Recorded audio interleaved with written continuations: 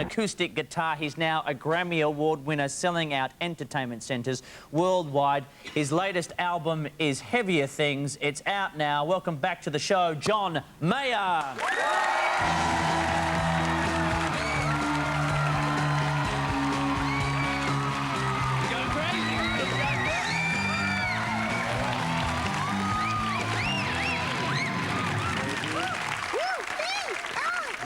Just getting in on it. It's a secret language. They're saying things. Now, I had a question from someone in the audience who was sneaking a peek during the break at you standing out the back. Are you wearing the same shirt as you were wearing last night?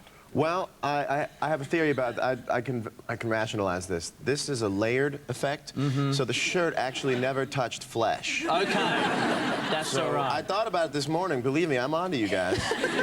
The shirt is actually still clean because it's on top of another shirt, which has changed. Ah, you're doing the layered thing. It's a very good thing. It's a good look. You get more out of your cloth that way. Now, it seems to me you were constantly touring. I know you toured for 2 years after, or with Room for Squares. Yeah. Then you went to write Heavier Things, and now you're touring again. Yeah.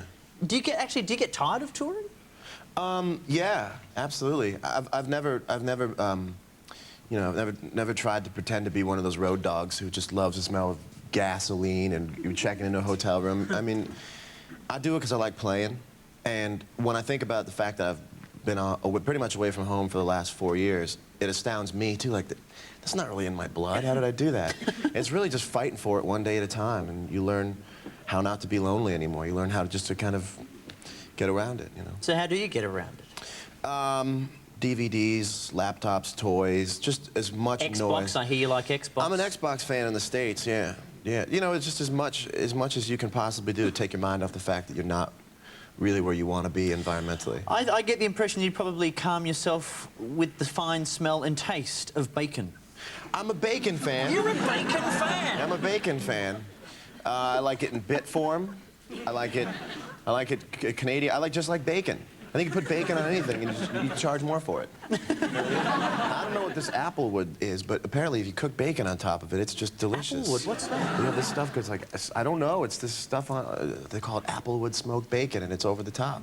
Wow, have you tried it? All the time. I get as much bacon as I can every morning. So you're a bit of a bacon connoisseur. Like, not that I have it, I sound like I'm setting up some kind of amazing stunt that we've got planned. But if, like, I had different types of bacon and you were blindfolded, could you tell the difference between one type and the next? I think so, yeah. I could tell you about your back bacon or your Canadian bacon, or, you know, there's always the bacon that McDonald's is trying to push as being bacon, but it's more like... It's bacon more like doesn't this, come in round circles. Yeah, it's more like those things you open a jar with. You know what I mean? Well, because we're intelligent, man. I mean, your parents are academics. Your mother was a teacher, dad was a principal. Yeah. Was there any chance that you were going to get into that? Was music always going to be your path in life? Yeah, I was a music guy. The thing about music guys is that it doesn't really matter if they've chosen their instrument yet. I mean, music guys just look at something and go, okay, this is boom, and this is boom, and then somewhere in between here, there's a logic. And so I started out on the piano and then went to all the other instruments before I found the guitar, and it just made ultimate sense to me. I mean, that's Marty McFly's guitar thing, you know? It's like Back to the Future. That was my thing. You know, watching him play Johnny B. Good, and it's B flat, watch for the changes, keep up. You know? So that's really what kind of stuck with me with the guitar. Have you ever tried to, have you got in touch with Michael J. Fox to let him know that he inspired you? Well, I tried getting in touch with him when I was 11. I wrote him a fan letter. It was the only fan letter I ever sent. Not the only one I ever wrote, but the only one that ever actually got postage applied to it. And I asked him how I could get his hair, because I always liked his hair. He always had really great hair, and he could always go like, "Are you telling me?" And then he'd take his hand out of his hair and be perfect still. If not better. And but I saw him, he has this fundraiser every year, and he invited me to play at his fundraiser, and that was a dream come true, because I played acoustic, and then he got up there and played, and so it was me playing with him, and it was awesome. Dream come true. And did he give you any hair tips? No, no, but he's still probably the coolest dog around. I mean, I think he's cooler than Springsteen. I think he's cooler than the Strokes. Well, that's saying something. Michael J. Fox is one of the coolest people I've ever seen in my life. What about Sting? 'Cause I know he's someone you admire and look up to as well, which is what admire means. It's weird.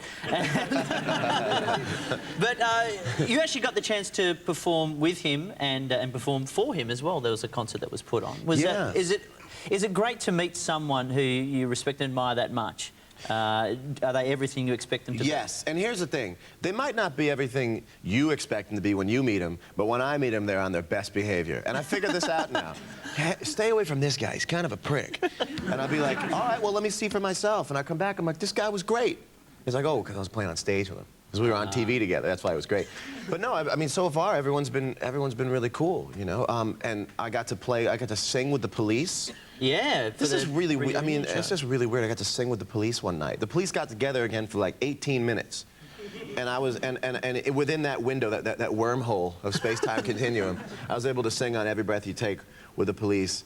And it's just all this stuff that I'm gonna get so laid when I get off the road.